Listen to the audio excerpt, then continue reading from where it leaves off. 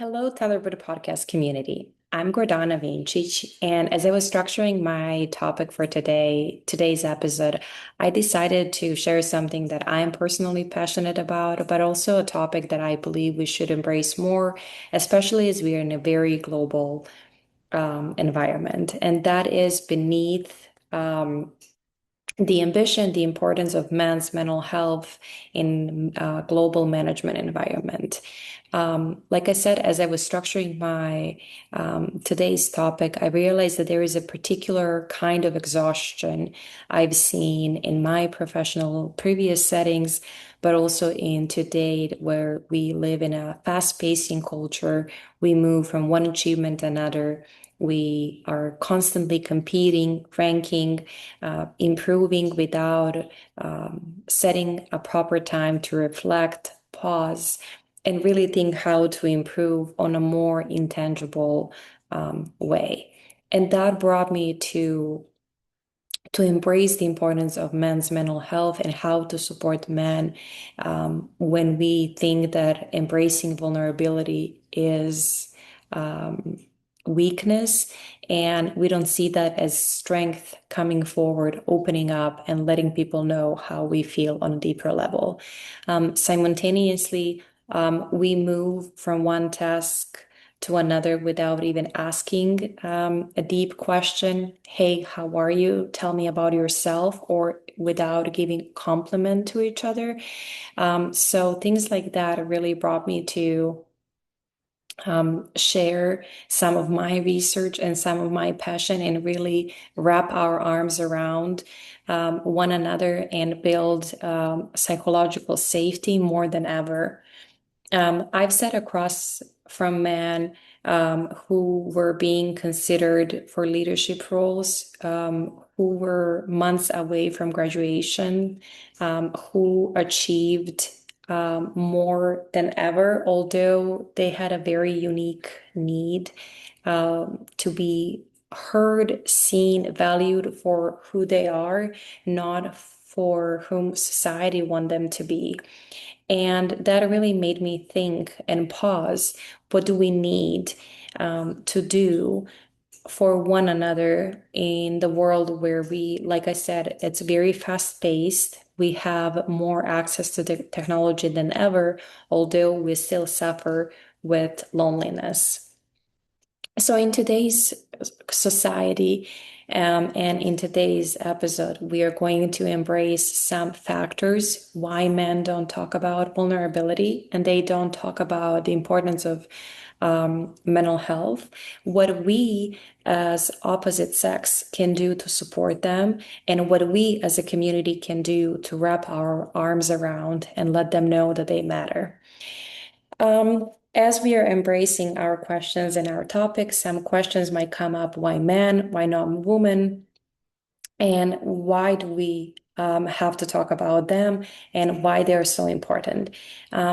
That really trickles down to one unique answer, that we have unique need. And regardless of our gender, regardless of our culture, regardless of customs that we practice personally or professionally, we have a unique need to embrace how we feel.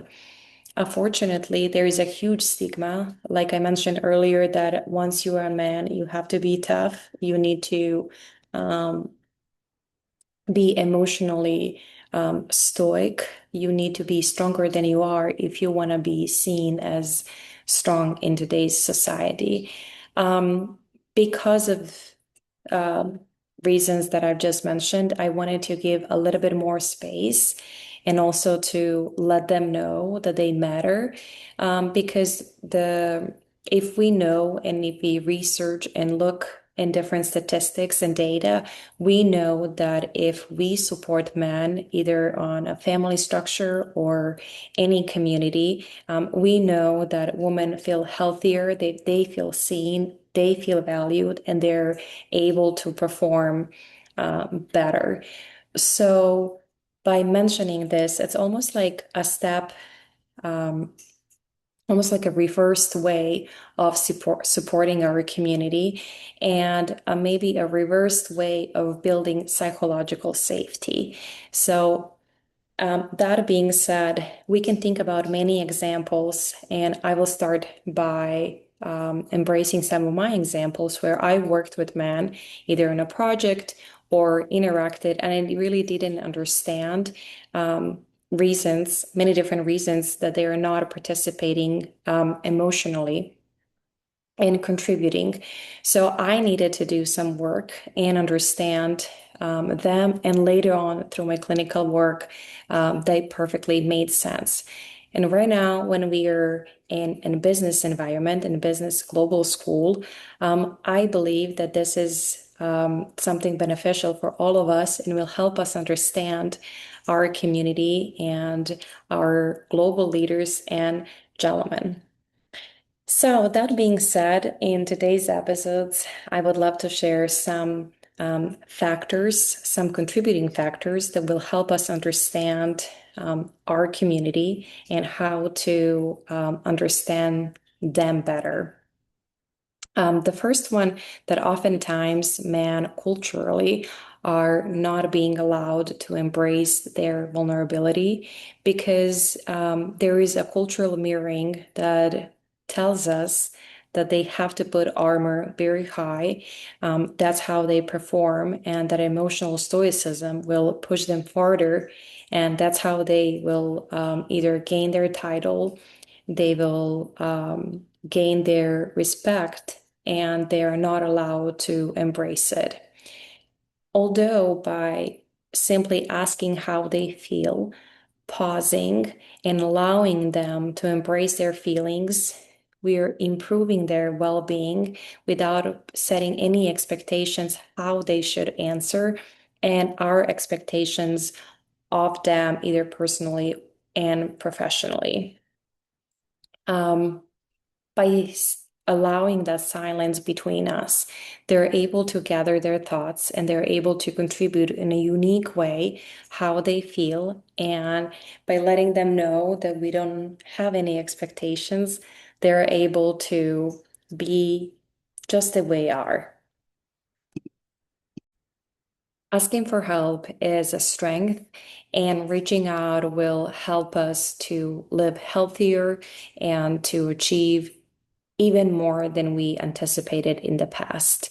I believe that we have a strong capacity to build something different, to build our community stronger by checking in and providing more resources where we are all feel heard and valued on a unique way. Episodes like this will embrace the importance of mental health, especially within men's community, where we are forced to move from one task to another without really reflecting and without emphasizing the importance of well-being. If this story resonated with you, or this is a topic that you would love to contribute, please let us know because we would love to hear from your personal experiences and why this resonated with you. Thank you for watching and stay tuned for more.